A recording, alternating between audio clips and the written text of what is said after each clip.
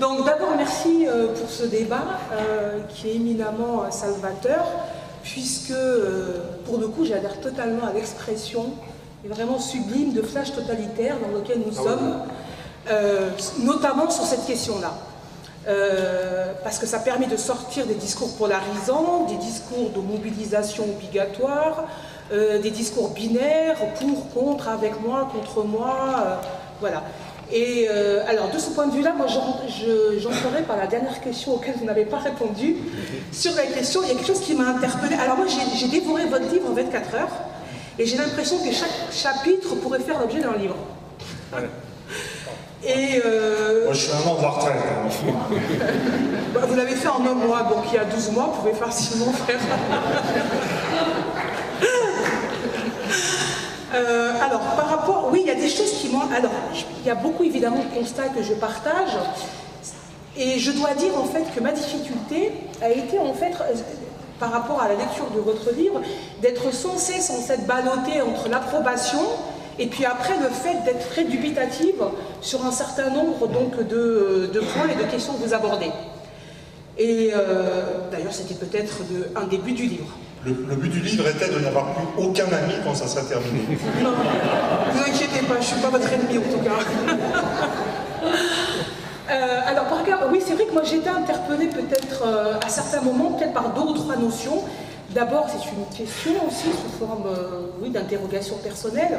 C'est que j'ai l'impression quand même que vous validez les catégories dans lesquelles sont sans cesse pensées les populations dites musulmanes ou avérées ou supposées. C'est-à-dire l'immigration, les banlieues, le fait de s'adapter via les mariages mixtes à... et vous le dites d'ailleurs, il y a une phrase qui m'a vraiment... qui m'a ébranlé frontalement, quand vous dites que justement que l'arrivée de ces populations musulmanes, en fait, s'est heurtée à la notion d'égalité, en fait, de la société française. Alors, je comprends de manière peut-être, en faisant une projection, que le sous-entendu, est-ce qu'il n'y a pas de valeur d'égalité a priori dans ces populations qui sont venues avec un référentiel religieux, ou sont d'ailleurs? Vous voulez dire égalité politique ou égalité homme-femme? Non, égalité homme-femme, parce que vous parlez là, à ce moment-là, de l'égalité homme-femme. Et deuxième question aussi, sous forme d'interrogation personnelle, par rapport aussi au fait que... Alors, il y a une question aussi, parce que finalement, et c'est très bien, ça a permis la spontanéité du débat, parce que j'avais à peu près les mêmes questions que Rokhaya, par rapport à la notion, donc, la montée, en fait, de l'antisémitisme dans ce groupe dominé, et la relative indifférence, donc je vous cite, et la relative indifférence du monde laïque dominant à la montée en puissance de cet antisémitisme. Oui. Là aussi, j'ai eu l'impression de quelque chose en fait d'essentialisé, qui était que l'antisémitisme est de toute façon par nature inscrit dans les gènes de ces populations. Non, voilà, mais c'est très bien. Mais en même temps, tout de suite, je me suis dit que ce qui... quelque chose que peut-être vous n'avez pas abordé parce que c'est un point de vue de démographe et d'anthropologue, et peut-être que je suis plus sur le registre politique, c'est que je crois en tout cas de manière très intime et fondée que l'islamophobie est moins le fait de classe moyenne que d'un racisme d'État et institutionnel. Oui. Bon alors, quand même, c'est vraiment intéressant, je suis presque forcé de poser des présupposés méthodologiques. C'est-à-dire que vraiment dans tout ce que je dis, mes préférences, je les exprime. Hein. Bon, d'une façon assez claire, c'est violent au départ, mais vraiment, sur le fond, je suis anthropologue, plus que sociologue, en fait, de tradition empirique, et pour moi, l'important, c'est au départ, voir ce qui se passe, comprendre ce qui se passe, accepter les faits, et en fonction de ce qui se passe, peut-être, et uniquement en fonction de ça, énoncer ou évoquer une petite préférence personnelle, ou une forte préférence personnelle. Donc par exemple, jamais je ne donnerai aux sociétés anglaises, françaises et allemandes les mêmes recommandations en termes d'immigration. Je me souviens d'une discussion extrêmement intéressante avec un Japonais, dans la salle du Japon, qui voulait me voir pour des questions d'immigration, et je veux dire, les Japonais ont beaucoup de mal avec l'immigration, c'est pas du tout l'esprit de la culture japonaise.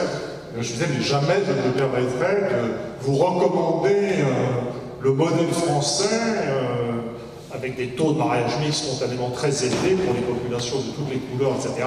Ça n'aurait pas de sens au Japon. Je disais, peut-être réfléchissez pour voir comment l'Allemagne, elle, arrive à avoir énormément d'immigration parce que ça ressemble plus au Japon. Vous voyez, donc je suis vraiment dans un truc comme ça. Donc en France, je me souviens quand j'ai commencé à travailler, j'étais amené au sujet par mon inquiétude à cause du Front National. Donc je suis anthropologue, donc le premier truc que j'ai fait, c'est que je connais les systèmes familiaux français, le système familial de la France du Nord, libéral, égalitaire, avec un interdit très puissant sur les mariages entre cousins. Et puis je connais les systèmes familiaux du monde arabe, donc c'est des systèmes patrilinéaires, centrés sur les hommes, avec un niveau d'endogamie très fort, c'est-à-dire des taux très élevés de mariage entre cousins, qui varient dans le monde arabe central, c'est 35%, au Maghreb, c'était 35% en Tunisie, puis 27% en Algérie, 25% au Maroc. Tous ces taux d'endogamie sont en baisse, d'ailleurs, dans les pays. Je veux dire, il y a plus élevé, le Pakistan est à 50%.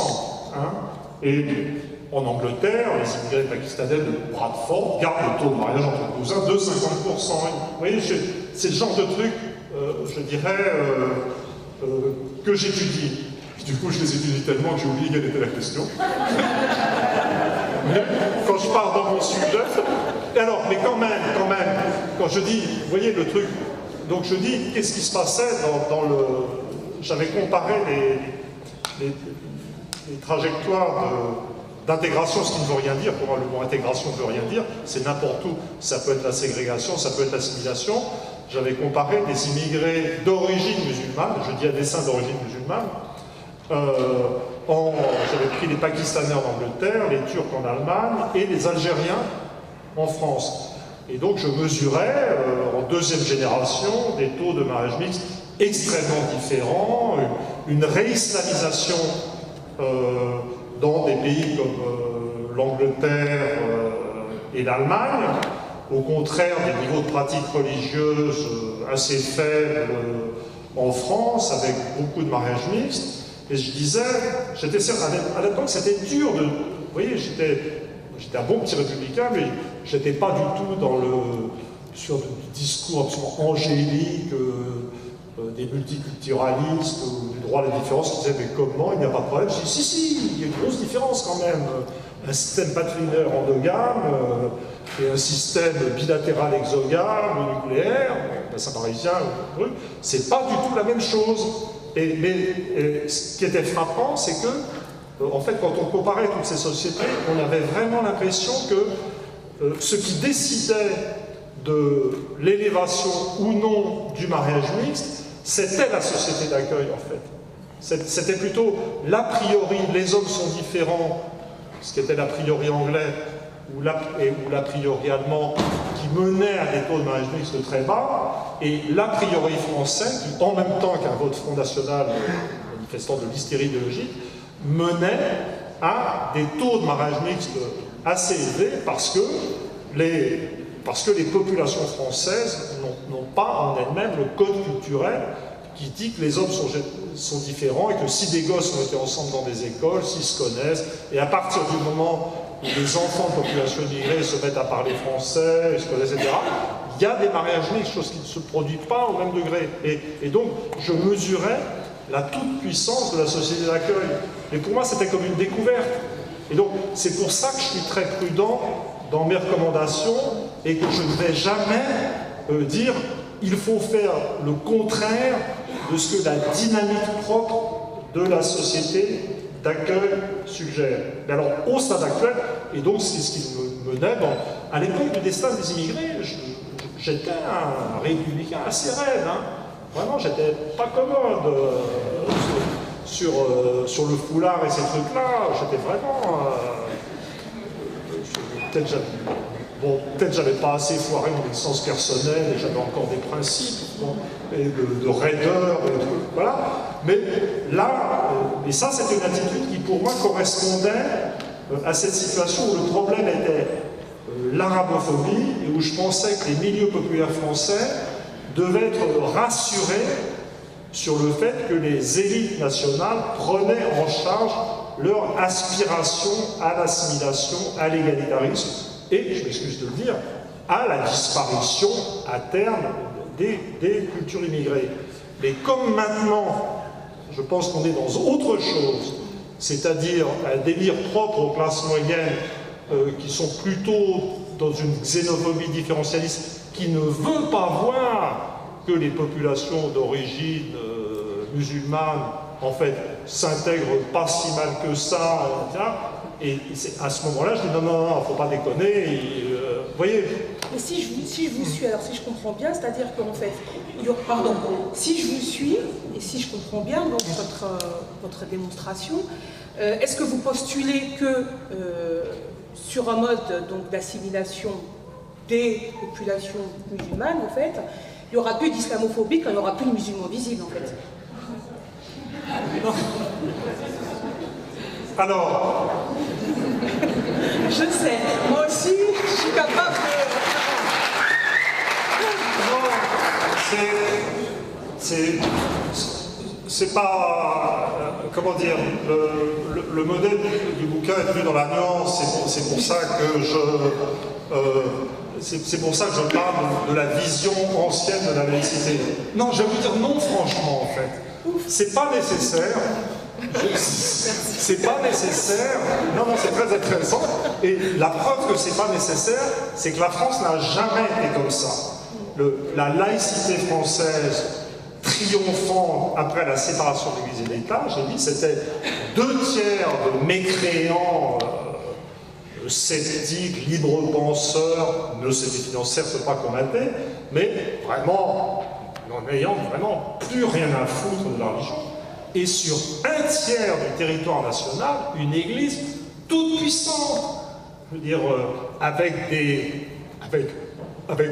plein d'habits spécifiques pour les prêtres et les religieuses, je m'excuse de le dire, avec le contrôle des écoles dans tout l'ouest de la France, la majorité du système scolaire était contrôlée directement par l'Église, avec des différences de comportement qui auraient pu être vécues comme angoissantes, puisque la fécondité de ces régions catholiques était d'1/4 supérieure à la fécondité, je dirais, des populations de la France centrale laïque, et la France a fonctionné avec 1 tiers catholiques, militants, etc., sans trop s'énerver finalement. Donc vous devriez être rassurés. C'est pour ça que je dis à la fin du bouquin, il faut accorder à l'islam ce qui a été accordé à l'Église catholique, et j'ajoute, en fin tacticien, et puis surtout parce que je respecte les chiffres, il ne faut quand même pas s'exciter. Dans les jeunes générations, on est à 10% de gens d'origine musulmane en France. Je pense que l'écrasante majorité de ces populations d'origine musulmane ne sont pas pratiquantes. En fait, il y a une sorte de fantasme sur le niveau de pratique religieuse effectif des populations d'origine musulmane. Elles sont moins bien représentées dans les classes moyennes et supérieures. Donc, en termes de puissance sociale effective, honnêtement, accorder à l'islam tout ce qui a été accordé à l'Église catholique, c'est rien du tout. L'Église catholique était quand même une menace autrement sérieuse. D'ailleurs, on le voit, puisque maintenant les fidèles de l'Église catholique ont abandonné et surdynamisé. Ils ont pris le contrôle du Parti socialiste, de la République, et ils ont foutu en l'air le principe d'égalité. Donc, vous voyez, donc c'est... Non, non, vous pouvez tout... Non, je veux dire, ne vous en faites pas. Mais j'admets que ma préférence personnelle, je le dis, je retrace un peu très rapidement l'histoire de ma famille. Moi, je viens plutôt de l'axe central de ma famille, plutôt une famille juive. Et donc, mais je note d'ailleurs que la vitesse d'entrée dans le mariage mixte, j'ai pris... Je commence, j'ai repris une phrase de ma mère, prenons un exemple au hasard, moi. Donc j'ai repris mon arbre généalogique, et donc vous avez l'émancipation des Juifs en 1791, Juifs de l'Est de la France, et le premier mariage mixte dans ma famille a été en 1928, quand même. Et si on compare le temps que ça a pris par rapport au taux de mariage mixte des jeunes d'origine maghrébine en France actuellement, on est, au contraire de ce que pense tout le monde, dans une accélération incroyable, je dirais, de la fusion des populations. Une bonne partie de ce qui se passe est le contraire de ce qu'on pense qui se passe. Vous voyez? Et par exemple, les philosophes du milieu du XVIIIe siècle étaient persuadés que la population de la France diminuait. Il y a des trucs. Je veux dire, souvent, l'idéologie va vraiment à rebours de la réalité. Mais en même temps, juste pour poser une question que tu poses... Et donc, je trouve l'histoire de ma famille sympa et je la recommande à tout le monde. Sur la question sociale, c'est-à-dire que toi-même, tu mets en avant le fait que depuis 20 ans, du fait des politiques sociales, pas du fait de l'idéologie, il y a quand même quelque chose qui s'est ralenti, oui. Et ça, je crois que c'est important. Oui, alors ça, c'est un truc qu'on avait mesuré, ça m'a pas fait plaisir pendant des années, donc on avait comme base de réflexion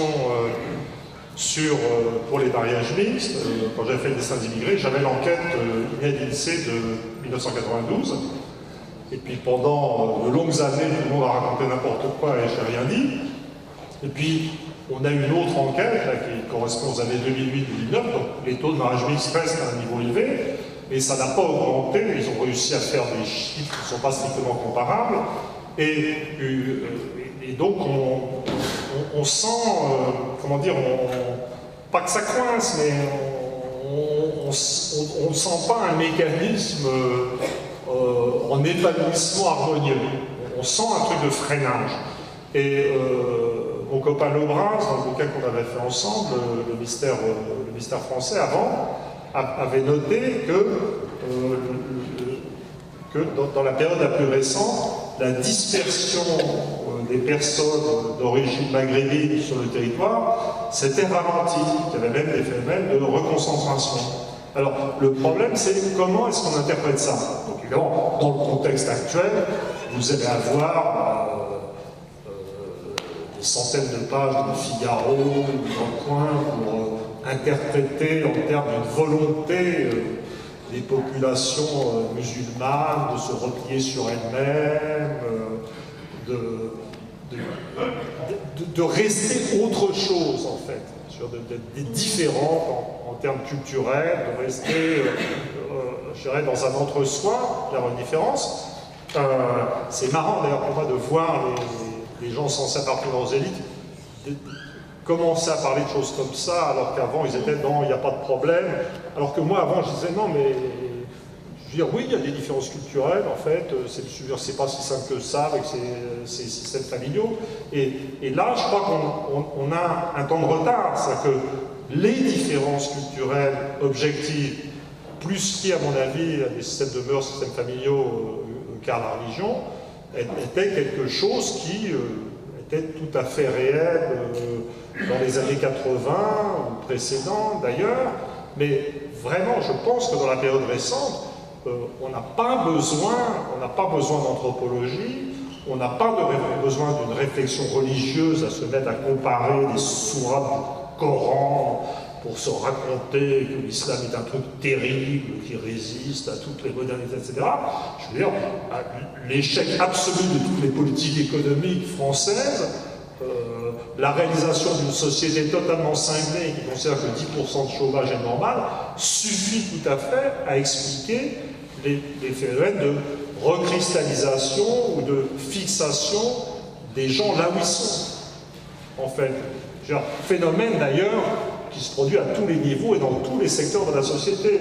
Et bien évidemment, si vous êtes dans une société qui produit beaucoup plus de jeunes que l'Allemagne, 30% de plus, un tiers de plus, vous avez une classe dirigeante qui vous fait des politiques économiques de type allemand, qui avec certitude poseront des problèmes à un nombre incroyablement élevé de jeunes, vous allez obtenir ces phénomènes de repli. Et bien entendu, les gosses seront touchés de façon différentielle. C'est-à-dire que plus vous serez avancé vers le cœur de la société française, pas simplement en termes de niveau éducatif, mais en termes d'ancienneté sur le territoire national, le rapport aux emplois de la fonction publique, etc., plus vous serez proche du cœur des privilèges nationaux, plus vous serez protégé de ces politiques destructrices. Et plus vous serez proche des derniers arrivés, moins vous serez protégé, et plus vous allez vous prendre des taux de chômage très élevés qui vous empêcheront de rentrer dans des vies décentes, etc. Oui, je voulais juste... Et alors, quelque chose qui m'a interpellée, alors au-delà de... c'est est-ce que vous ne pensez pas qu'on assiste via justement un encodage au nom de valeurs comme la laïcité, l'égalité homme-femme et blablabla, un encodage donc d'un racisme structurel? Et est-ce qu'il n'y a pas lieu, parce que moi j'ai adhéré à votre thèse quand vous dites qu'il n'y a pas lieu de craindre un communautarisme, le communautarisme, mais plutôt de vous pointer sur la notion d'anomie. Oui, absolument, ça c'est central. Oui. Voilà, et j'aimerais bien justement, parce que ça on entend rarement, oui. Parce qu'on est sur le registre anxiogène, on mobilise toujours le communautarisme, en fait, des questions qui sont pas sociales pour le coup, et qui sont sur un registre plutôt voilà, anxiogène. Oui, mais ça moi, ça m'est apparu très vite, parce que c'est toujours pareil, c'est des logiques démographiques, anthropologiques. Vous regardez, vous partez de l'évidence d'une différence de fonctionnement des systèmes familiaux, patrilinéaires. Vous voyez que l'une des particularités de la France, c'est que les Français de base, il y a le vote Front National, le discours des gens du Midi sur les Arabes est juste insupportable.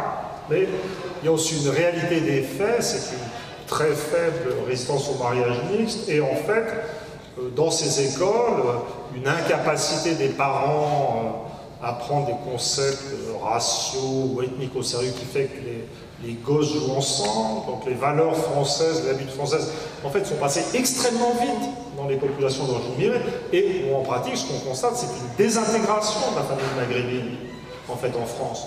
Beaucoup plus qu'en Angleterre ou en Allemagne pour les équivalents pakistanais ou turcs. Et pour moi, la vérité des problèmes, entre guillemets, on n'ose plus dire d'immigration, puisque on parle de gens qui sont là depuis 2 ou 3 générations maintenant, c'est que pour une part, je dis dans le bouquin que je m'en veux un peu d'avoir été simpliste, c'est en un certain sens la pénétration des valeurs françaises a été presque trop rapide. L'autorité du père de famille algérien, ou tunisien, ou marocain a été totalement détruit par l'entrée dans le modèle français. Le fait que les populations immigrées étaient plutôt analphabètes au départ, ça n'est plus le cas maintenant, et que les gosses ont été alphabétisés en français, a détruit ce qui restait d'une autorité déjà faible traditionnellement dans la famille arabe. Hein. Et donc en France, c'est pour ça que en fait, dès qu'on se met en parler, je suis juste désemparé, parce que les problèmes ne sont tellement pas ce qu'on dit. C'est-à-dire que je serais tout à fait capable de dire que l'un des problèmes des banlieues françaises, c'est l'absence de communautarisme. Et le fait que les populations immigrées ont été très très vite, je dirais, dénudées de toute production communautaire. Je reconnaîtrais aux provinces catholiques zombies, ce que je m'appelle catholiques zombies dans mon bouquin, les ex-catholiques, etc. Là, il y a des traditions communautaires. Vous voyez, dans les provinces périphériques de la France, vous verrez des mécanismes communautaires entre Français d'origine lointaine. Mais je ne vois pas... Il y a peut-être quelques éléments de communautarisme turc en France, mais ça semble bouger assez vite actuellement. Et vraiment, et quand je vois toute la tradition chevènementiste passer au Front National actuellement, à se chauffer dans des discours contre le communautarisme, je me dis, mais quelle bande de ringards! Il y a ça aussi, hein. Mais c'est pas, vous voyez, quand je dis c'est des ringards, c'est pas une insulte idéologique et politique, là, c'est juste vraiment un franc mépris d'anthropologue. Je voudrais revenir sur la question des couches populaires et des couches moyennes supérieures, et à propos justement de l'affaire du foulard. Moi, ce qui m'avait frappé en 2003-2004, c'est justement que ce problème du foulard avait été largement porté par le Parti socialiste. J'ai un souvenir très précis du congrès du PS en 2003, je crois. À l'époque, Fabius est numéro 2 du parti. Il y a une grève très forte des enseignants qui échappe au PS. Il y a une crise du PS qui est due au fait du ralliement à l'idéologie néolibérale. Et Fabius, numéro 2 du parti, fait un discours uniquement centré sur la laïcité et qui va se traduire par le fait de vouloir prôner la laïcité. Et c'est pas, enfin à mon avis, c'était pas pour les couches populaires, c'était éventuellement pour les enseignants, parce que c'était le cœur une partie à l'époque du cœur du Parti socialiste. Et j'ai l'impression que déjà à l'époque, on est plutôt dans un... Voilà. C'est ce moment, c'est ce problème de datation, de ce moment où on est passé de la radiophonie des milieux populaires, les enseignants aussi, et l'attachement des enseignants à la laïcité, l'absence de rôle, et puis c'est passé au-dessus, et là c'est le cas de Fabius, dans mon vocabulaire personnel, Fabius je l'appelle rotent-en-plan. C'est vraiment, c'est vrai, c'est extrêmement rare, s'il y a une erreur à commettre, ils ne la commettent pas. Donc, vous savez, c'est le chien dans les pilules. On a les concepts qu'on peut. Mais là, prenons la France actuelle. Je veux dire, la réalité de la France actuelle, c'est 10% de chômage. Depuis que Hollande est président, le taux de chômage augmente. Il est clair, l'Europe est en train de devenir un cauchemar hiérarchisé, dominé par l'Allemagne, des taux de chômage absolument ahurissants dans l'Europe du Sud, sur une faillite totale. C'est ça, les problèmes. Hein, on a une population qui continue d'augmenter, le chômage augmente. Et si vous regardez la presse et le débat, la question, c'est la laïcité. Et ça, c'est typique d'une société qui devient folle. À ce niveau-là, on n'est même plus en train de parler de l'islam, du foulard, etc. On est dans une société qui délire parce qu'elle ne peut pas affronter la réalité. Et c'est là que les comparaisons avec ce qui s'est passé à d'autres époques, dans d'autres lieux de l'histoire européenne, deviennent pertinentes. Alors, il ne faut pas déconner, hein. La comparaison entre la France actuelle et l'Allemagne des années 30 sera toujours forcément surjouée. C'est pas possible, on est à des niveaux, je dirais, non comparables. Mais les éléments du délire sont les mêmes. Quand je compare l'Allemagne des années 30 et la France actuelle, on a l'impression d'un truc au ralenti, et j'ai toujours l'image qui me vient, je ne sais pas si vous avez vu OSS 117, Rio ne répond plus. Oui, je veux dire, la course des deux mecs, je veux dire, à moitié paralysés par leur accident, une sorte de course au ralenti. Je ne sais pas pourquoi, ça ne colle pas tellement comme métaphore, mais quand je vois la France actuelle,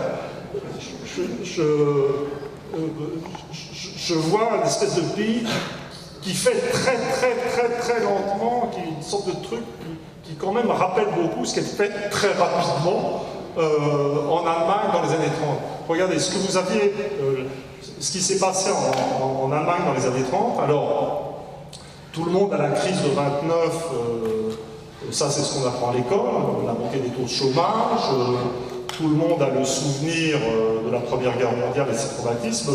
Ce qu'on ne sait pas, c'est que le phénomène central de l'histoire allemande des années 1880-1930, c'était l'effondrement de la religion protestante. Les 2 tiers de l'Allemagne étaient protestants, le protestantisme s'est effondré. De même que le catholicisme s'était effondré en France, la France du Nord, au XVIIIe siècle. Et donc vous avez eu un état de vide religieux, population en état de flottement métaphysique, avec de fortes valeurs d'autorité et d'égalité que nous n'avons pas ici à ce niveau-là, heureusement. Et là-dessus, est venue se superposer la crise économique. Et le pays est devenu fou. Et en fait, sur un mode ralenti, atténué, avec des valeurs latentes qui sont quand même moins menaçantes, plutôt d'égalité quand même, on a les deux éléments. C'est-à-dire que le fond de la situation est une crise religieuse dont on n'est pas conscient, un état de vide religieux, avec des tentatives de religion de substitution, comme l'euro, ou certains types de militantisme. L'euro, c'est le mot d'ordre, mais c'est très sérieux de dire que l'euro c'est une croyance religieuse, ça ne marche pas du tout, ça ne donne rien, c'est juste, excusez-moi la connotation, en pratique on ne voit pas du tout d'effets concrets positifs, mais on s'y accroche, et je veux dire, et on y croit. C'est ça le propre de la foi. Hein, ça ne délivre pas les biens attendus, mais quand même, on en a besoin. Je m'y perds, excusez-moi. C'est ma dernière conférence ensuite, c'est les vacances. Voilà. Et donc, vous avez ce fond de crise religieuse. Et puis, vous avez la superposition d'une crise économique. Et comme on ne peut rien faire, c'est compliqué comme truc, parce que pour moi, le plus important, c'est la crise religieuse, quand même. En un sens, je ne suis vraiment pas marxiste, c'est la crise religieuse. Mais le seul truc, le truc qui aggrave et qui fait basculer, et surtout le seul truc sur lequel on puisse agir, c'est l'économie, quand même. Je veux dire, si les gens sont en état d'insécurité métaphysique, ça ne peut pas faire de mal qu'ils soient en état de sécurité économique, quand même. Parce qu'en fait, l'absence de Dieu, c'est déjà dur, mais en plus, sans travail, ça devient vraiment pénible. Vous voyez? Et là, je veux dire, le truc... Non, mais c'est des sujets sérieux, je m'excuse de faire des plaisanteries, mais il fait chaud quand même. Et donc, vous avez l'Allemagne de cette époque qui sombre, je dirais, dans l'antisémitisme, qui fonce dans une sorte d'irrationnel à des degrés. Bon, c'est là que cessent les comparaisons. Et là, on a ce fond de crise religieuse, cette crise économique sur laquelle on n'arrive pas à opérer. Bon, c'est là que ça devient compliqué parce qu'on n'arrive pas à opérer sur l'euro, qui est lui-même un concept dérivé de l'effondrement de la religion. Et la société devient forte et ne parle plus que de l'islam et de la laïcité. C'est ça, donc au point où on en est, je pense que il y a eu une époque où l'islamophobie ou la laïcité, ça correspondait à des discussions sérieuses sur des choses qui se passaient en France. C'est des problèmes d'intégration, d'assimilation, de non-assimilation de populations immigrées, de réaction des professeurs à des problèmes dans des écoles. En fait, on parlait encore des gens d'origine musulmane, ou musulmans, enfin, tout ce qu'on veut. Mais au point où on en est, surtout que dans les classes moyennes en France sont typiquement, il y a des musulmans dans les classes moyennes, des musulmans pratiquants, pas pratiquants, enfin, tout ce qu'on veut, mais par définition, s'ils ont atteint les classes moyennes, c'est qu'ils ne posent aucun problème d'assimilation. Mais là, je pense qu'on a atteint un stade où l'islamophobie est un truc qui fonctionne en dehors de tout problème concret. On a atteint le stade, quand on regarde les couvertures de l'Express, du Point, etc., pour moi, on a atteint le stade du délire pur. Sur lequel, d'ailleurs, en tant qu'anthropologue, je n'ai plus rien à dire, la sociologie, vous voyez? Oui, mais si on n'était que sur le registre du discours du délire, oui, ça irait. Sauf que concrètement, alors, je crois que c'est Régis Debray qui parlait d'un nouveau mythe républicain avec le charlisme. Je ne sais pas, c'est que depuis la séquence Charlie, on assiste à une montée en puissance d'actes islamophobes qui concernent directement les individus de ce pays. Vous avez très bien, à juste titre, dans votre livre, parlé des convocations au commissariat, d'enfants de 8 ans, 9 et plus, de cette espèce d'injonction perpétuelle et récurrente de se désolidariser de tout ce qui se passe. Je disais tout à l'heure encore par rapport à l'attentat, dont on ne sait pas encore ce qui s'est passé en Isère ce matin, un tweet d'une maire du 17e arrondissement qui carrément tweet en disant « attentat islamique ». On n'en est même plus à islamiste, hein. On en est à islamique. Alors, parce que dans l'inconscient collectif, l'islamophobie, maintenant, a des déclinaisons concrètes. Et elle se traduit par toute une série... Je ne dis pas. Moi, ce que je dis dans le bouquin, c'est que c'est les classes moyennes qui ont besoin d'un traitement. Vous voyez? C'est ça le sens du livre. C'est de dire, non mais attention, c'est la société française centrale qui ne va pas bien. Mais cela dit, il faut pas être aveugle aux conséquences catastrophiques. Il y a le truc qui m'a personnellement le plus coûté en termes intellectuels, c'est le fait d'admettre ce développement de l'antisémitisme des banlieues. Vous voyez, pour moi, c'était vraiment un truc difficile à accepter. Je veux dire, même si on est très attaché à la vérité sociologique, si on aime beaucoup son pays, la France, son expansion, et si on vient d'une famille juive qui pensait que, très mélangée, qui pensait que c'était terminé et que ça allait, voir l'affaire Mera à Toulouse, bon, j'étais en résistance, ensuite l'affaire de Bruxelles, puis là l'hypercacher, j'ai complètement craqué, ensuite j'ai discuté, et puis bon, on a des sondages d'opinion, etc. Mais je veux dire, c'est... donc, je dirais, il faut... Donc c'est clair que la société française... comment dire? Comment expliquer ça? Explique ça. Je reprends pas à pas, je vais en arrière. Donc, on est confronté à ce phénomène nouveau qu'on admet. Si vous êtes en train de surfer sur l'islamophobie ambiante, vous vous dites...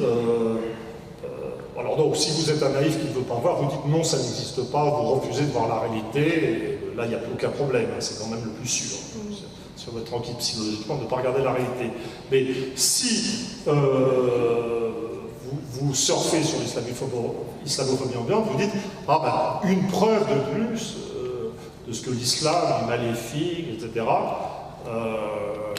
Etc. » Si vous n'êtes pas là-dedans, bah, vous pouvez rentrer dans le genre développer le genre de modèle que j'ai dans le livre. Donc, dans un premier temps, vous dites, bah oui, c'est tout à fait normal, une société obsédée de passions anti-religieuses, avec besoin d'adversaires et de cibler des boucs émissaires religieux, etc., qui va secréter de l'islamophobie. Une société comme ça va entraîner en cascade déchaînement de toutes les passions religieuses. Et vous aurez ce que je décris comme une partie de billard sociologique, où vous voyez, vous partez du cœur de la société française, de cette France catholique zombie qui vient d'abandonner le catholicisme, qui se fixe sur l'islam. Je suis, depuis l'écriture de livre, ma conviction de ce qu'il y a un rapport entre les fondements du catholicisme dans ces provinces et le déchaînement de l'islamophobie s'est renforcé à partir d'un exemple que je vais donner après, si j'oublie pas. Et donc vous avez, c'est pas partie de billard, vous avez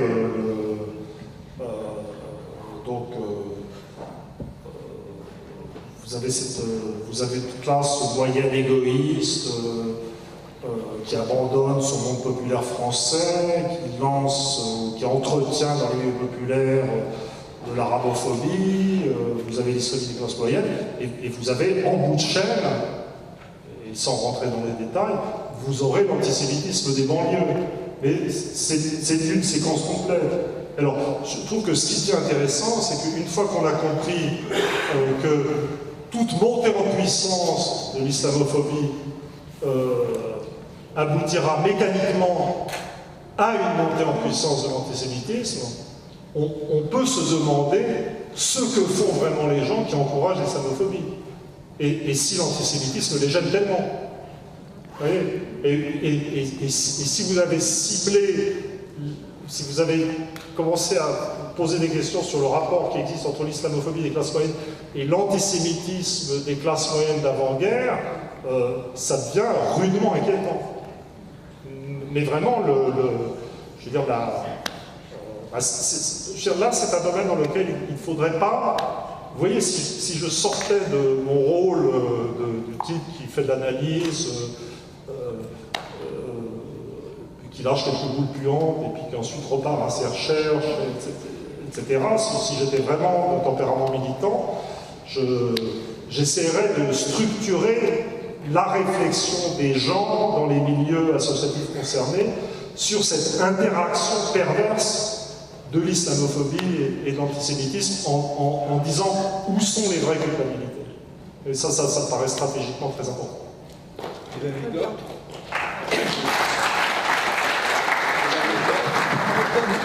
L'anecdote qui vous a confirmé dans le... Ah non, c'est pas une anecdote, en fait, c'est très sérieux. Donc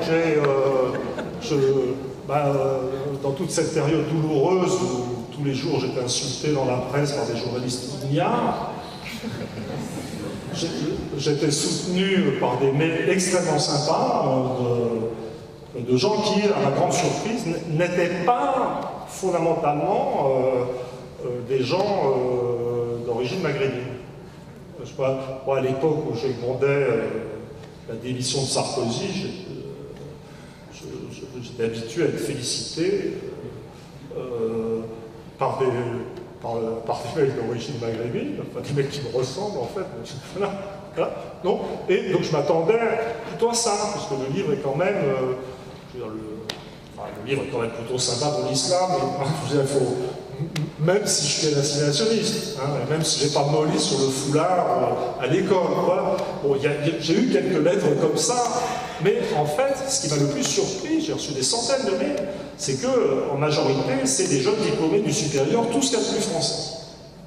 Et donc il y a autre chose qui s'est passé dans ces événements du 11 janvier, il y a plein de choses qui n'ont aucun rapport avec la religion, en fait, et la notion de flash totalitaire, je veux dire, bon, il y a quelque chose qui a pesé sur, je pense que ce que la France est en train de faire aux populations musulmanes de l'origine musulmane est parfaitement odieux actuellement. C'est vraiment insupportable.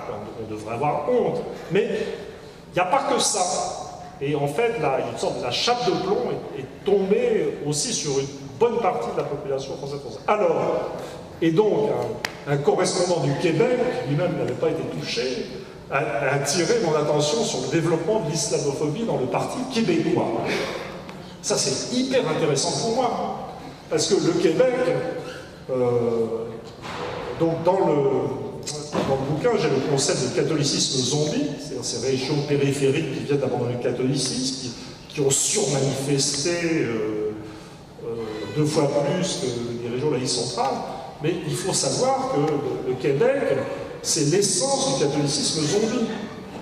Le Québec, le Canada français, en vérité, n'a survécu dans l'histoire que dans son lien à l'Église catholique, c'était très brillant, et qui a vu toute la séquence catholique zombie, c'est-à-dire l'effondrement de la pratique religieuse dans les années 60-70, la montée en puissance d'un parti ethnocentrique québécois, etc., à tendance socialisante, parallèle à la montée du Parti socialiste en France, défenseur de la langue française, mais qui a, dans la partie, comment dire, dans la période récente, a développé, si on peut dire, une passion pour la laïcité qui vient maintenant dans son programme, dans sa plateforme, avant la défense de la langue française.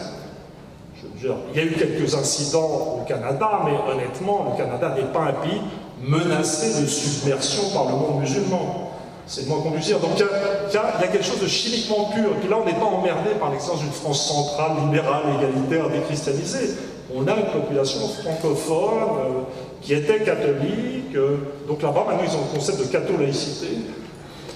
Donc c'est vraiment... Et donc là, je me dis, non, ça m'a vraiment convaincu de ce que je tenais un truc sur le plan explicatif. Mais j'ai pas fini, alors peut-être j'ai dit des bêtises, et je suis désolé que ça soit enregistré. Et puis en plus, ce qui est formidable, le dernier truc que j'ai trouvé aujourd'hui, c'est que pendant la guerre, le Canada français était pétainiste. Vous voyez, le Canada français était pétainiste pendant la Deuxième Guerre mondiale. Il fallait les tenir. Et alors, eux, ils sont en révolte contre le multiculturalisme aussi. Enfin, c'est vraiment... C'est affreux la recherche, parce que même quand ce qui se passe est horrible, c'est intéressant.